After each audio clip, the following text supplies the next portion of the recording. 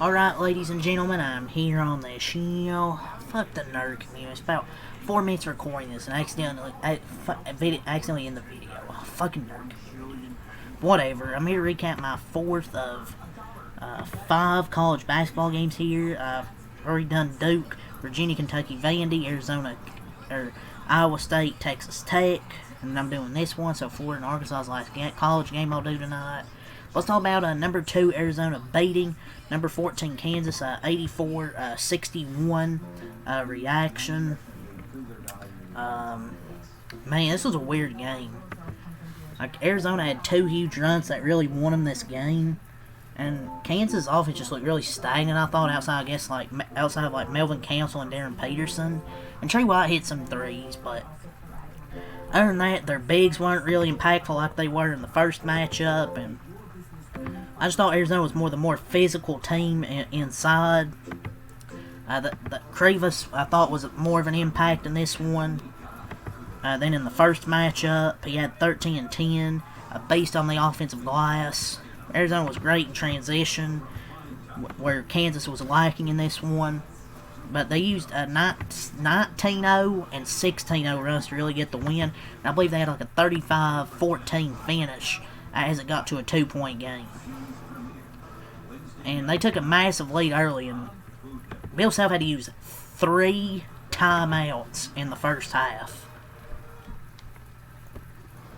And it ended up a 19-0 run. And the Wildcats have only allowed one single 10-0 run all year, and it was in a blowout win. It's just really tough to come back from a deficit that big. And to be fair, they did. Like, they fought their ass off to cut it to a 2-point game, but then they outscored 35-14.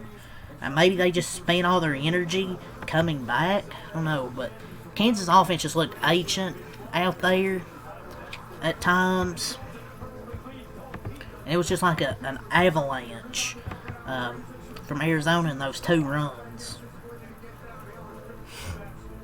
And in the toughest game Kansas made play all year, like Darren Peterson played 31 minutes. He had 22 points, twice as many as any other KU player. And he played 31 minutes. I don't know if Kansas is better without him on the floor. He didn't really. He to be fair, he did shoot a lot more than any other player. He took 21 shots. But to be fair, nobody else was really making anything. Like Elmargo Jackson was like 1 for 7. Taylor 1 for 6. But Duncan 1 for 5. And nobody else can make shots. Maybe he has to take them. But 21 shot attempts, very few assists. I guess he's ready for the NBA. Maybe they are better when Peterson doesn't play. Like, it's less predictable and ball moves better. I don't know, but there were times where Peterson had his moments, but he was fine, I guess. But Kansas cuts the lead down. Arizona responds with a massive run, their second kill shot. Where the hell that stat is from Evan yeah, where the fuck his last name is on Twitter. Miyakawa. But 33 of Arizona's 63 points have come from 19-0 first half run, a 19-0 first half run, and a 14-0 second half run. It's just insane how they were able to have these 2 big runs to really carry them to this victory.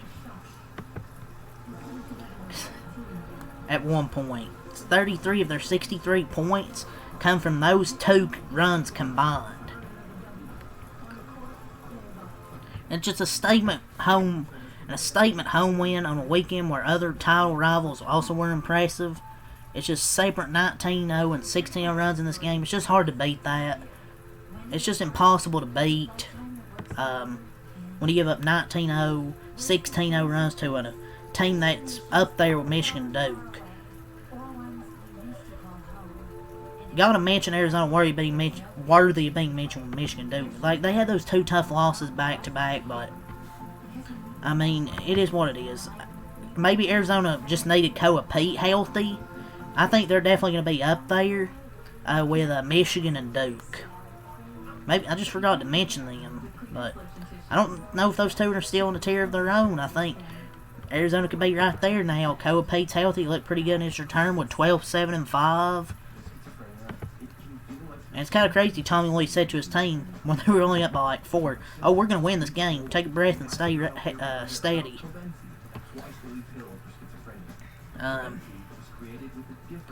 I just thought they were so aggressive, and Kansas played really soft. To be honest with you, foul problems don't help, but they played soft. When they played them at Kansas, they made them not play great and uglied it up. And this one, they just didn't do that here on the road, which is tough to do, but they just didn't play the same way they did at home. But Kobe Pete looked really good in his return. And if you're going up 21-5 in the first 6:25, Arizona was outscored 42-28 over the next 21 plus minutes, but never trailed. And then they just dominated. Outscored them 35-14 after cutting it to a 2-point game. When you get a lead, what it allows you to do is absorb a run. Like, you can absorb a run like that. And the Karchenkov 3, the corner 3, where it went in despite hitting the rim and the backboard to start that 16 run. After that, it was just kind of lights out. That's what really started it. But yeah, Bill Self, his team played soft, I thought. They physically dominated Kansas. Arizona did. It was evident to anybody watching this game. But yeah, they used 19-0 runs in the first half and 16-0 in the second half, and outscored Kansas 35-14 down the stretch to claim a share of its first Big 12 title. They're now 27-2. So yeah, really impressive, man, that they were able to go on that huge-ass run. And Braden Burries had a double-double, 20 and 12. That's crazy. That's crazy. He had a double-double in this game. And they can clinch the Big 12 title, I think, with a win against Iowa State on Monday, which is a big game. Yeah, Kobe Pete made his return, was pretty good. I thought Krivos was much more impactful. A big difference between today and the first meeting was Kansas didn't get behind them like they did in the first matchup. They dominated them in the paint. Arizona dominated, and the transition defense for Arizona is built where was the ability to break off those 16-0, 19-0, 16-0 runs was really huge. The transition defense wasn't great. They just played soft. The transition defense wasn't great. Excuse me. Braden Burries even had 12 rebounds, most by an Arizona guard since Dale Terry in 2022. Like, they rebounded very well. And over the final 12 minutes, because this was a 2-point game, 35-14. It's just such a weird back-and-forth game with two huge Arizona runs. Kansas, they fought, but I felt like maybe they were tired. Maybe they expended all that energy, and maybe they just ran out of steam. I don't know. But credit to Arizona. They're definitely in that tier with Michigan and Duke. They just had a few back-to-back losses after they hadn't lost a game. They're definitely still elite, and having Kobe Pete back definitely helps them. But yeah, I don't really have much else to say other than this. Arizona's that is 1000% elite. Kansas, it was just like a weird game when you look at the final score. You're like, oh yeah, Arizona probably dominated this game from start to finish, but Kansas made a few runs to cut the lead down a few times. But Arizona just really, with those huge runs, was why they won this game. Won by 23, a dominant home win technically still at the end of the day in the final score. But yeah, let's go over the stats. So Arizona improves to 27-2, 14-2 in Big 12 play, scored 84 points, 39 in the first half, 45 in the second half. Kansas dropped to 21-8, 11-5 in Big 12 play, 61 points, 28 in the first half, 33 in the second half. Forey Badunga, 2 points, 1 of 5, 4 rebounds. Tiller, 2 points, 1 for 6. Melvin Council, 13 points, 4 assists, 6 of 10 from the field, 1 of 3 from 3. Trey White, 13 points, 4 of 10 from the field, 2 of 3 from 3. Darren Peterson, 24 points, 5 rebounds, 3 assists, 2 blocks of a steal, 8 of 21, 3 of 8 from 3. Calderon, 0 points. Mabai, 0 points. Nalgas, 0 points. Or Nagala, 0 points. Rosario, 3 points. Dawson, 3 points. McDowell, 0 points. And Jackson, 4 points, 1 for 7. Dawson was 1 for 3. They shot 34% from the field, 7 of 20, 35% from 3, 10 of 11, 91% at the line. 26 rebounds, 8 assists, 9 turnovers, 5 steals, 5 blocks, 9 overboards, 17 D-boards, 21 fouls.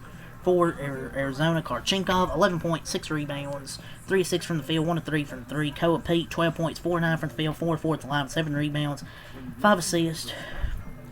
Krivos, 13 points, 6 of 8 from the field, 10 rebounds, 2 blocks, 5 overboards. Braden Burries, 20 points, 12 rebounds, 5 assists, 6 of 10 from the field, 2 of 4 from 3, 6 of 6 at the line. Bradley, 10 points, 3 assists, 3 of 11 from the field. C.D. Guay, 0 points. Dwayne Airstode, 0 points. Awaka, 8 points, 6 rebounds. Del Orso, 9 points, 3 of 8 from the field, 1 of 5 from 3.